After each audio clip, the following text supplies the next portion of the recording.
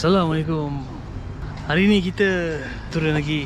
Hari ni kita berdua bersama dengan Wan.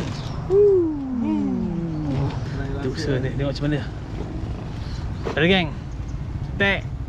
Kita bertemu lagi di sini.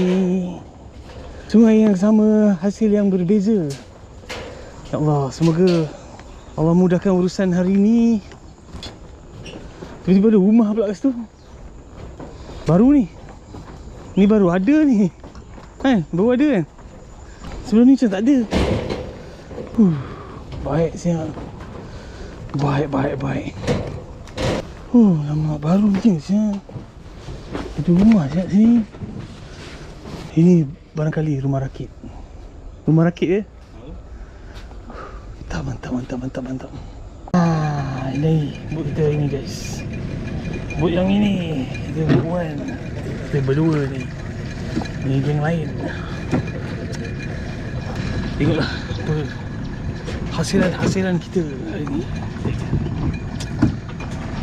Okay, naik yang setting kita Cidin. Ni boot kita ni. Setting mula setting. Tali pun dah buka, kan? Tali pun dah buka.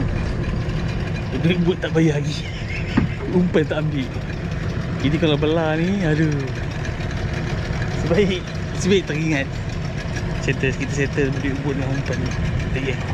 Okay, nasihat yang diberi oleh Cik Len hari ni adalah main tengah, jangan main tepi. Tengok macam mana kejap lagi. Kita main tengah, jangan main tepi. Cantik geng. Okay, let's go baby, let's go. Mari kita bergerak. Maju ke hadapan.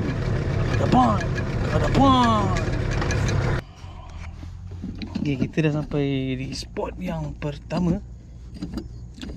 Macam biasa kalau sampai kena setting dulu apa yang patut. Nanti kita update dari semasa ke semasa. Kita tengok.